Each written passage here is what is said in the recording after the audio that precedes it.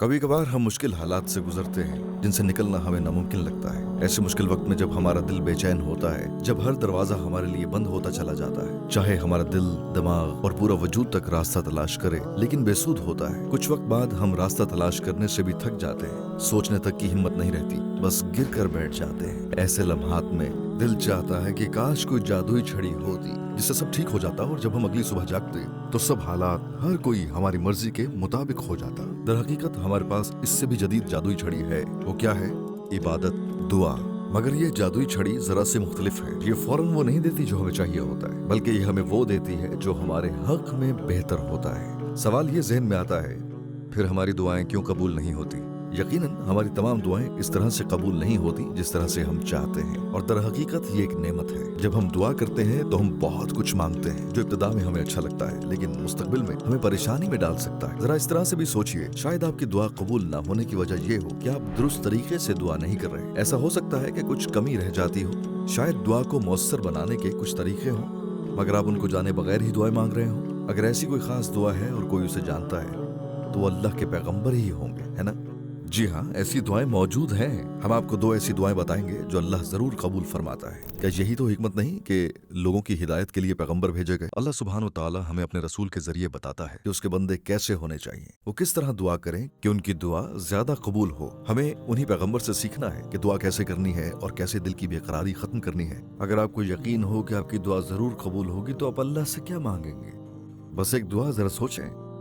जब तक आप सोच रहे हैं, मैं आपको दो ऐसी दुआएं बताता हूं जो अल्लाह जरूर कबूल फरमाता है। उन दुआओं का जिक्र कुरान में मौजूद है और नबी करीम सल्लल्लाहु अलैहि वसल्लम ने भी उनकी तलकीन फरमाई। हजरत इब्राहीम अलैहिस्सलाम और हजरत यूनुस अलैहिस्सलाम की दुआएं, जिन्होंने मुश्किल हालात में खुलूस दिल से हाथ उठाकर अल्लाह के हुजूर दुआ की। ये वो दुआएं हैं जो हर बंद दरवाजा खोल सकती हैं और हर मुश्किल और नामुमकिन हालात को मुमकिन बना सकती हैं। आइए पहली दुआ से आगाज करते हैं। 16 साल की उम्र में हजरत इब्राहीम अलैहिस्सलाम, जिन्हें अब्राहम के नाम से भी जाना जाता है, बाबलियों के दरमियान रहते थे जिन पर एक जालिम हुक्मरान नमरूद की हुकूमत थी। ये वो वक्त था जब बुत परस्ती आम थी, लेकिन हजरत इब्राहीम अलैहिस्सलाम उन अकायद से परेशान थे और उन्होंने उन्हें कभी नहीं अपनाया। एक दिन जब तमाम लोग एक त्योहार के लिए शहर से बाहर जा रहे थे तो हजरत इब्राहीम अलैहिस्सलाम ने मौके गनीमत जाना और कुल्हाड़ी लेकर बुतों को तोड़ दिया, लेकिन उनमें से एक बुत को छोड़ दिया और उसी बुत के गले में कुल्हाड़ी लटका दी जो कि बाकी बचा था। जब नमरूद और उसके साथी वापस शहर आए तो उन्होंने देखा कि क्या हुआ है और गुस्से से भड़क उठे। उन्हें मालूम था कि शहर में हजरत इब्राहीम अलैहिस्सलाम ही मौजूद थे। तो उन्होंने पूछा, ए इब्राहीम, क्या ये तुमने किया है? हजरत इब्राहीम ने जवाब दिया, अगर किसी ने ये किया होगा तो वो सबसे बड़ा बुत ही होगा जिसके गले में कुल्हाड़ी है।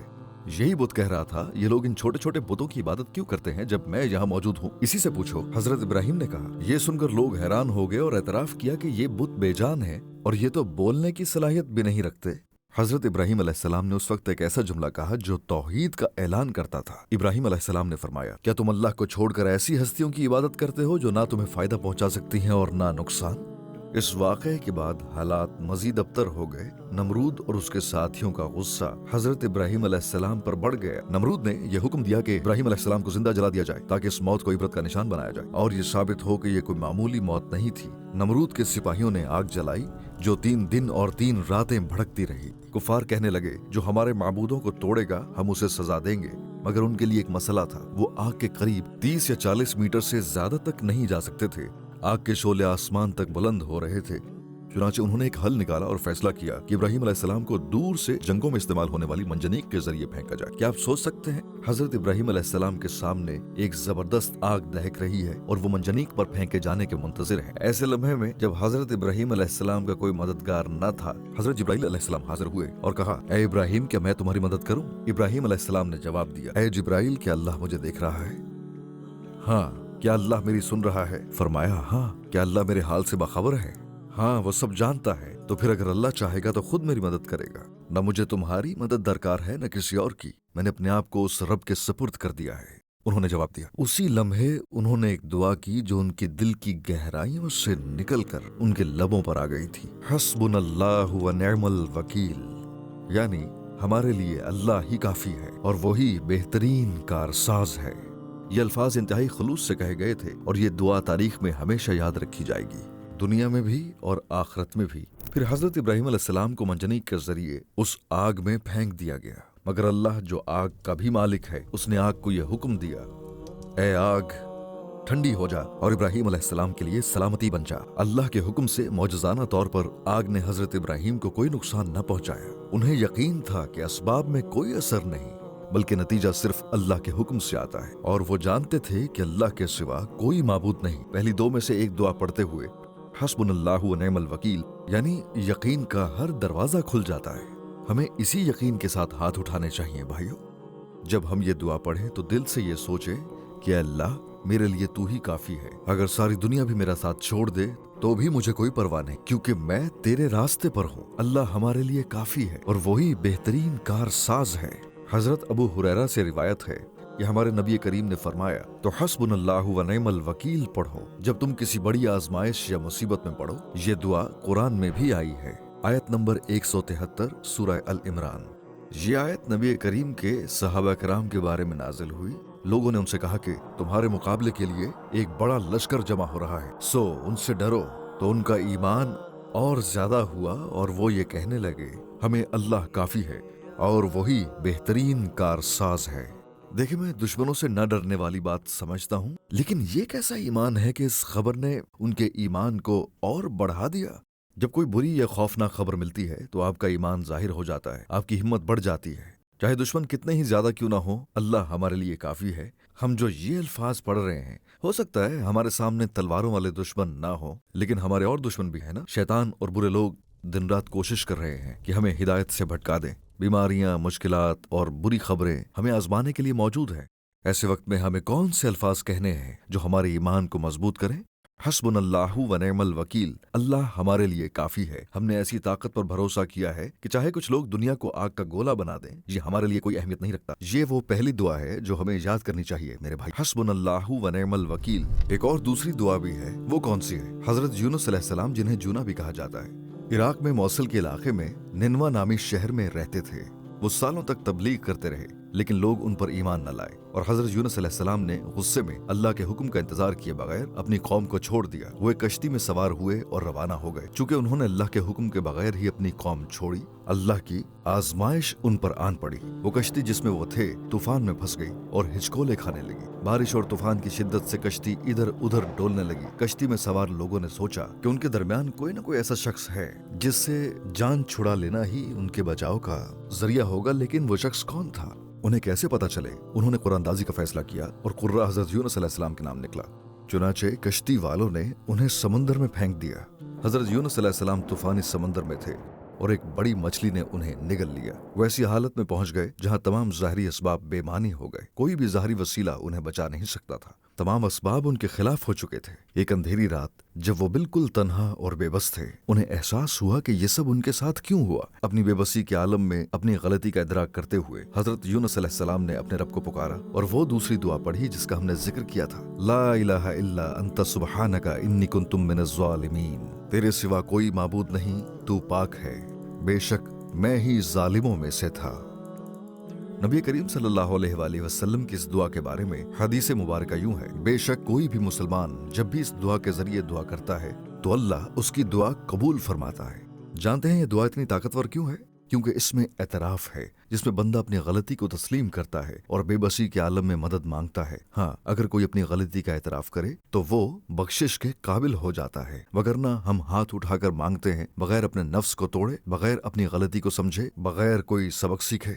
अगर आप गौर करें तो ये दुआ भी कलमा तौहीद से शुरू होती है, ला इलाहा इल्लल्लाह। इस मुश्किल हालत में हजरत यूनुस अलैहिस्सलाम ने समझा कि असबाब का कोई असर नहीं, यानी दूसरे अल्फाज में अगर सारी दुनिया भी इकट्ठी हो जाए तो वो भी उनकी मदद नहीं कर सकती। जो मदद कर सकता है उसके पास तमाम असबाब का इख्तियार होना चाहिए। वो असबाब पर काबू रखे, जैसे वो मछली जिसने यूनुस अलैहिस्सलाम को निगल लिया, वो तूफान को काबू करे, समुद्री लहरों और रात को काबू करे। जो जात इन तमाम असबाब पर कुदरत रखती है वही उनकी मदद कर सकती है, और वो जात सिर्फ अल्लाह की है। ला इलाहा इल्लल्लाह। कोई और असबाब उनकी मदद नहीं कर सकते सिवाय अल्लाह के। इस दुआ के बाद मछली ने आबदोस की तरह उनकी खिदमत की और हजरत यूनुस अलैहिस्सलाम को निजात के किनारे तक पहुंचा दिया। हजरत यूनुस निजात पा गए और निनवा वापस लौट गए। उन्होंने देखा कि निनवा के लोग हिदायत पा चुके हैं और अल्लाह के अजाब से बच गए हैं। इस हालत से मुतमईन होकर हजरत यूनुस अलैहिस्सलाम ने अपने मिशन पर वापस लौटकर दावत का सिलसिला जारी रखा। ये बात भी काबिल जिक्र है कि हमें इस पर गौर करना चाहिए जब हम ये दो खूबसूरत दुआएं पढ़ें, ये महज जुबान से अदा ना हो बल्कि दिल की गहराइयों से निकले,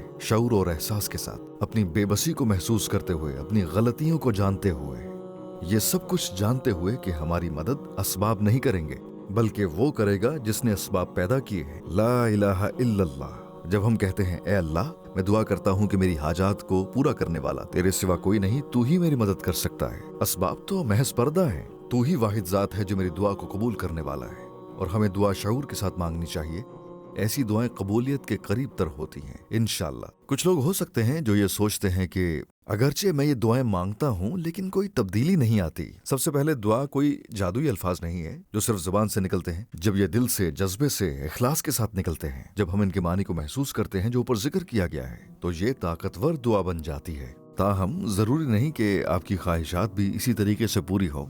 मिसाल के तौर पर कोई शख्स बेटे के लिए दुआ करता है लेकिन अल्लाह उसे बेटा नहीं देता, लेकिन अल्लाह उसे मरियम जैसी बेटी अता कर देता है। शायद अगर वो बेटा होता तो वो बुरा इंसान बन जाता, हम नहीं जानते। तो इसलिए हम ये नहीं कह सकते कि इस शख्स की दुआ कबूल नहीं हुई। हम कहते हैं कि उसका जवाब अपने खूबसूरत अंदाज में दिया गया जिसका दुआ करने वाले ने कभी तसव्वुर भी नहीं किया था। अगर हम बीमार हों और डॉक्टर के पास जाएं तो डॉक्टर का क्या रद्द अमल होगा अगर हम नादानी में कहें मुझे वही दवा चाहिए, मुझे सिर्फ और सिर्फ वही दवा चाहिए। अगर वो वही दवा हुई जो आपकी बीमारी दूर कर दे तो डॉक्टर आपको आपकी मर्जी की दवा दे देगा। लेकिन अगर वो दवा आपकी बीमारी को मजीद बढ़ा दे तो वो कहेगा नहीं, वो आपको आपकी मनचाही दवा नहीं देगा। हो सकता है वो उससे बेहतर दवा दे जो आपकी बीमारी के लिए बायस शिफा हो। जवाब देना एक बात है मगर उसे कबूल करना बिल्कुल अलग बात है। जब हम दुआ करते हैं तो हो सकता है कि हम किसी ऐसी चीज का सवाल करें जिस पर बाद में हमें बेहद पछतावा हो। क्या एक इंसान आंखों के बावजूद भी नाबीना हो सकता है और कोई सुनने वाला शख्स बहरा हो सकता है? नहीं, लेकिन बाज़ औक़ात जज्बात, एहसासात और जोशो खरोश इतना बढ़ जाता है कि वो अक्ल के तमाम दरवाजे बंद कर देता है, ये लोगों को अंधा कर देता है। यही वजह है कि मशवरा, दोस्त और दुआएं मौजूद हैं। हम अल्लाह की रहमत और हिकमत पर शक करने का इख्तियार नहीं रखते। हमें ये नहीं भूलना चाहिए कि वही सब चीजों का मालिक है और वो अपनी मखलूक के साथ जो चाहे करे। जरा आप अपनी सबसे मुखलिस दुआएं याद करें, वो दुआएं जिनमें आपने अपने हाथ उठाए, दिल कांप रहा था और आंखों से आंसू जारी थे। आपने वो दुआएं कब मांगी थी?